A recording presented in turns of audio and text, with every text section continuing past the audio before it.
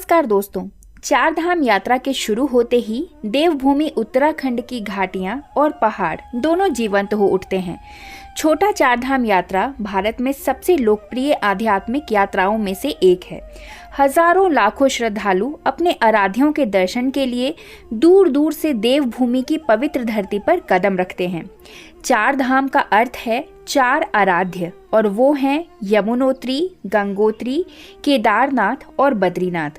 हर साल वैदिक भजनों, मंत्रों के उच्चारण और हजारों भक्तों की उपस्थिति में मंदिरों के द्वार खुलते हैं, जो अगले 6 महीनों तक सभी भक्तों के लिए खुले रहते हैं।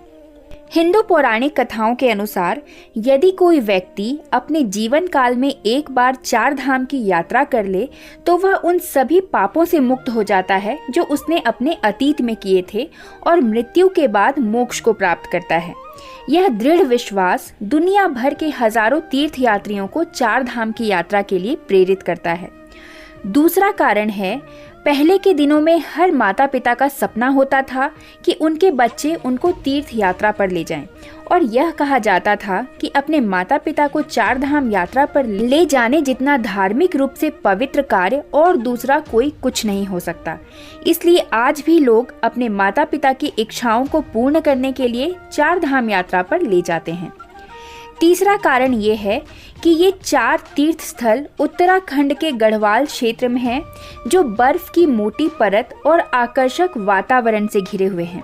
प्राकृतिक वातावरण, जड़ी बूटियां और हरियाली सभी को रोग मुक्त बनाती है, और इस जगह पर ध्यान लगाने से जीवन लंबा होता है। यही कारण था कि हमारे प्राचीन ऋषि सैकड़ों वर्षों तक जीवित रहे। दोस्तों, अब देखते हैं कैसे तय होती है चार धाम के उद्घाटन और समापन की तिथि। मूल चार धाम के विपरीत छोटा चार धाम उत्तराखंड की पहाड़ियों के दूरस्थ क्षेत्रों में स्थित है। सर्दियों में सभी धामों में बहुत ज्यादा बर्फबारी होती है, जो इस जगह को और ज्यादा दुर्गम बना देती है। इसलिए प्रत्येक धाम के निर्धारित तिथि पर धाम के कपाट बंद कर दिए जाते हैं और आदर्शों को उनकी सर्दियों के स्थान पर स्थानांतरित कर दिया जाता है।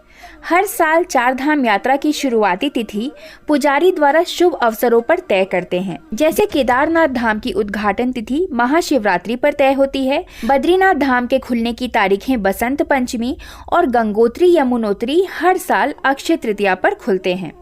इसी प्रकार शुभ अवसरों पर वैदिक भजनों और अनुष्ठानों के जाप के साथ धामों के कपाट बंद भी कर दिए जाते हैं।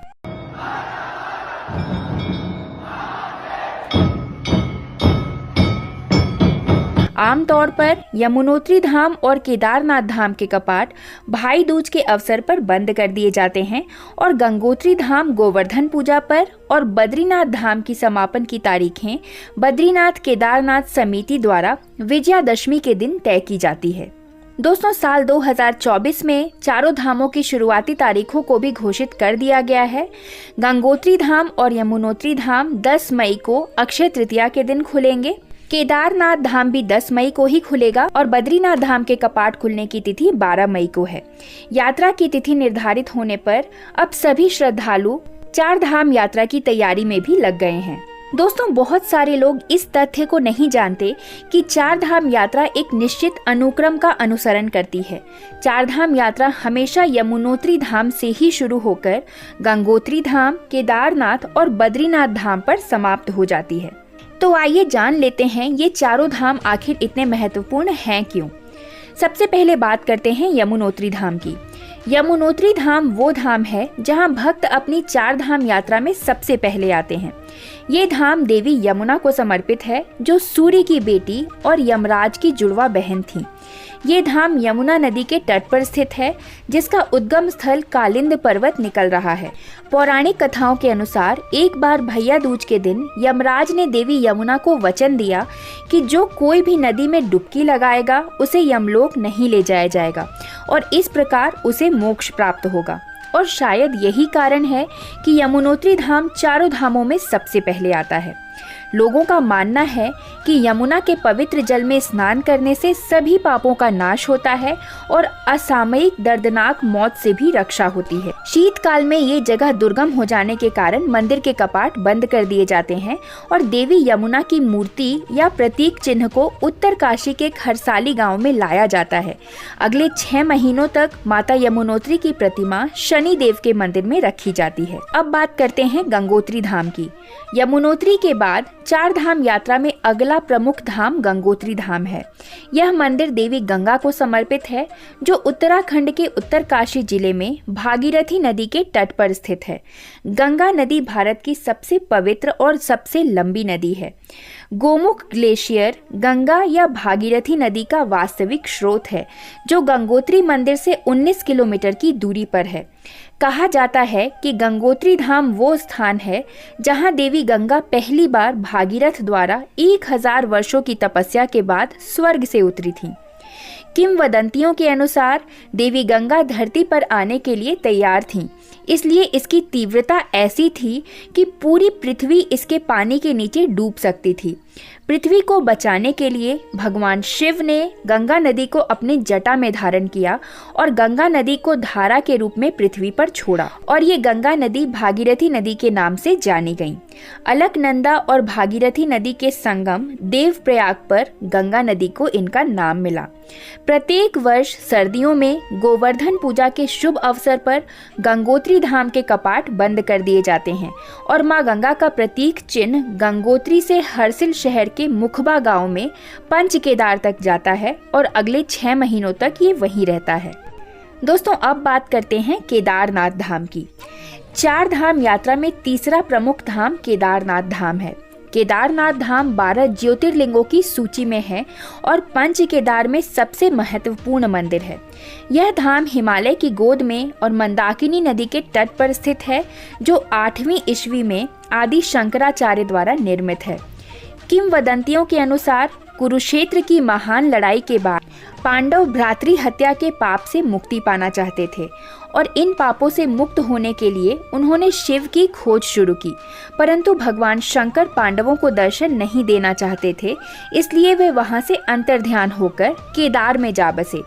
उन्हें खोजते हुए हिमालय तक आ पहुंचे पांडवों से छिपने के लिए शिव ने खुद को एक बैल में बदल दिया और जमीन पर अंतर्ध्यान हो गए, लेकिन भीम ने उन्हें तब भी पहचान लिया कि ये बैल कोई और नहीं बल्कि शिव हैं और उन्होंने तुरंत बैल के पीठ का भाग पकड़ लिया।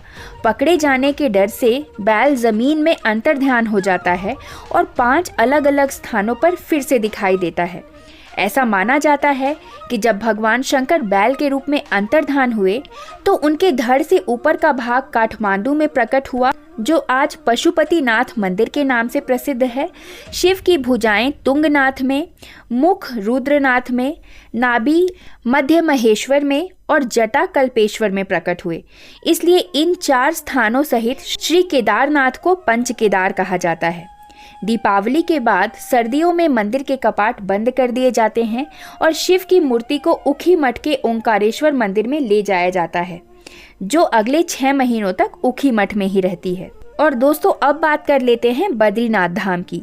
4 धाम यात्रा का चौथा और अंतिम धाम है ये बद्रीनाथ धाम। उपमहाद्वीप में बद्रीनाथ धाम सबसे पवित्र और सबसे ज्यादा दौरा किया जाने वाला धाम है। बद्रीनाथ मंदिर में हर साल 10 लाख से अधिक श्रद्धालु दर्शन करते हैं। ये मंदिर भगवान विष्णु को समर्पित है, जो अलकनंदा नदी के तट पर नर और नारायण पर्वत के बीच में स्थित है। यह एकमात्र ऐसा धाम है जो 4 धाम और छोटा 4 धाम दोनों का हिस्सा है। बद्रीनाथ मंदिर के अंदर भगवान विष्णु की 1 मीटर लंबी काले पत्थर की मूर्ति है, जो अन्य देवी देवताओं से घिरी हुई है। ऐसा माना जाता है कि यहाँ स्थित भगवान विष्णु की मूर्ति 8 स्वयंभू या स्वयं व्यक्त क्षेत्र मूर्ति में से एक है, जिसकी स्थापना आदि शंकराचार्य ने की थी। कथा के अनुसार एक बार भगवान विष्णु ने ध्यान के लिए एक शांत जगह की तलाश की और इस स्थान पर आ पहुंचे। यहाँ भगवान विष्णु अपने ध्यान में इतने तल्लीन हो गए कि उन्हें अत्यधिक ठंड के मौसम का भी एहसास नहीं हुआ।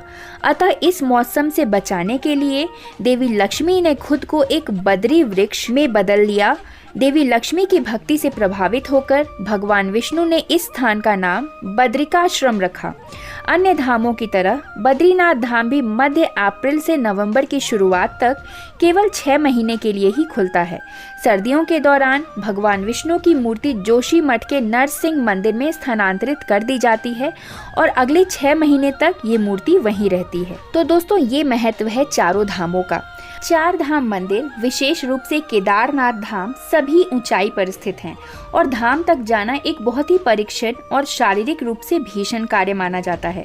4 धाम यात्रा से पहले उचित स्वास्थ्य जांच करने और पूर्ण शारीरिक फिटनेस सुनिश्चित करने की सलाह दी जाती है। तो दोस्तों, आशा करती हूँ ये वीडियो आप सभी को पसंद आई हो। अगर ये वीडियो आपको अच्छी लगे तो इस वीडियो को एक लाइक ज़रूर करें, फ्रेंड्स और फैमिली में शेयर करें और ऐसे ही अन्य वीडियोस के लिए हमारे चैनल पे बने रहें। धन्यवाद।